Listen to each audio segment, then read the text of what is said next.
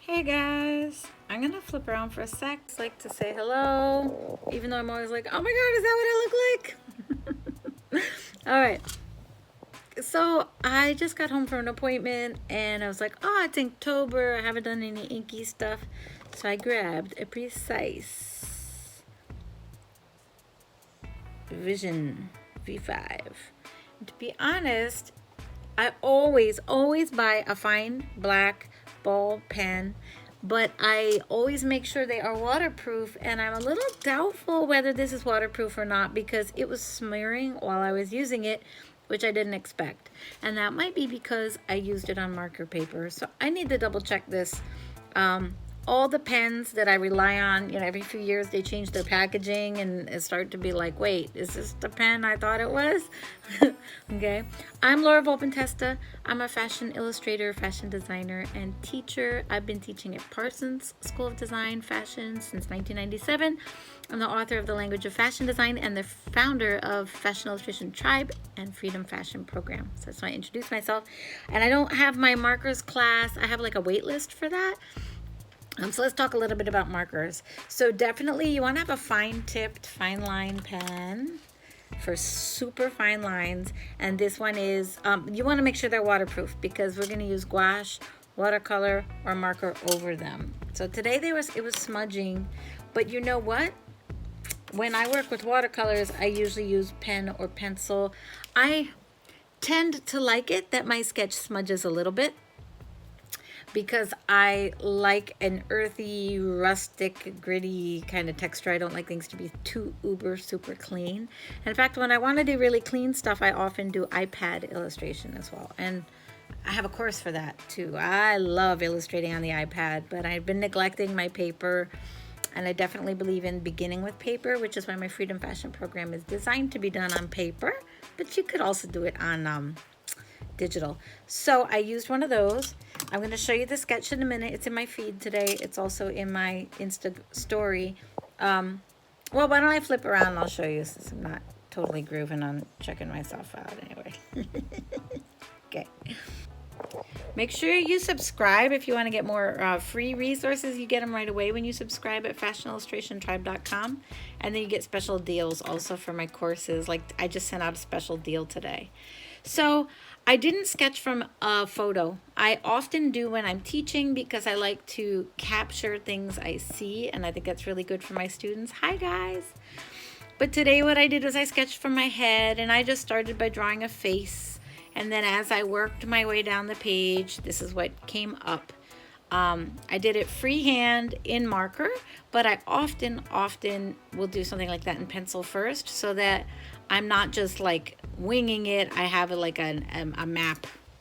But today I was just in the mood and I just went straight for it. I just don't want you to think, I don't usually do any kind of distorted bodies, and I feel like she's kind of extra tall. That's also emphasized by the shape of her skirt, but I want you to know that if you study with me, I won't be teaching you to stretch figures out. That did sort of happen today. That happens sometimes because I've been trained that way, but I don't train my students that way. So this marker is like an imitation of Tombow. If you've heard of Tombow, Tombow markers, but it's not a Tombow. It's Artist's Loft, which is the like generic brand from Michaels. I got a big set of these and I totally recommend it. They're not like artist or designer markers in that they are water soluble watercolor markers. So if these get wet, they are absolutely going to bleed. And usually that's not what I want. But the reason I got this set was, oops, kind of dirty, right? I love the brush tip. It does come with another tip, but I almost never use it. Hang on. Just so you know, the other tip is like this. The first time I ever bought a Tombow, I used it for on and off for years. The reason it lasted me years is because it's good quality, and also because I didn't use it all the time. So I will save my black brush markers, which I always makes a lot of sense to get markers that are refillable and you're not like just throwing stuff out all the time and adding to landfills or whatever.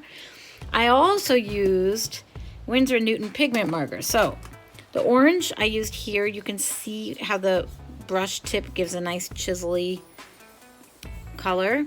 I used Bien Fang's marker paper, 100% rag. Oh, I thought it was 100% cotton. It's not. Okay, good to know.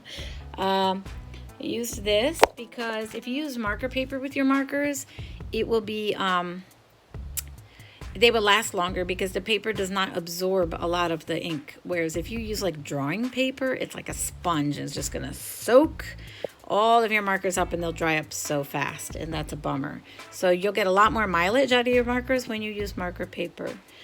Okay, so the Copic, by the way, I forgot to tell you where I used it. I used it on her arms and her face. There's a time lapse of this in my feed today and in my story. I'm going to try to keep this to just 10 minutes so that I can put it in my IGTV too.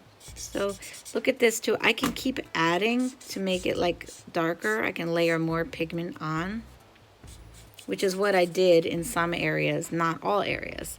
Because if I do it in all areas, then there's nothing contrasting, right? Okay, so that's the Copic, and I used the chisel tip. But usually I don't like the chisel tip of Copic because it's so hard. It's like wood. I like this side. Look at. Oh my God, it feels really different than, for example, this tip. It does. It feels different. These are alcohol markers, so they are waterproof, and they have a little bit of a chemically odor, but nothing scary. Not like design markers. Not like this kind of marker. Ooh. This is exactly the color I wanted here. I might use it. Because the thing that I don't like... Okay, so I used Winsor Newton pigment marker for this, for the blue. Just for the blue.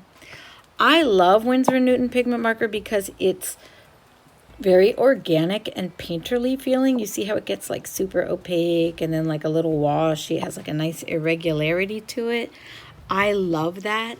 What I severely dislike about it, well, let me keep going with what I like. I love the clean white packaging with the color clearly indicated. I like the shape. I like that it has no odor. Really doesn't. Sorry, they're a little pricey. What I hate is, you see how this tip got mutilated? It's because the cap is a very, very, very perfect fit. And if you don't fit that cap in like just so, you can risk just mutilating the tip of your pencil without knowing it. Not only that, it's not a pencil, it's a marker. These markers have sensitive tips. They're not like I told you how the Copic had a very hard as wood, crisp chisel tip. These have a more sensitive tip, so it's more vulnerable. Look, I can't even get the cap on now, so that's a bummer. And then the other end is just like this. So these are like a win and a not win. And then the last thing I also used was, I liked that I had a messy tip and that I didn't have total control. So you can see where I used the Pentel pen for like outlines and just like blocking out the pattern. And then I used my China marker to get the super white because these are usually batiks. I was inspired by African fashion, African print, head wrap. This is inspired by a shirt that I own at the construction of the puff sleeves. And then I love how huge patterns get cut up when you put seams in them. So I played with those broken seams and cuts.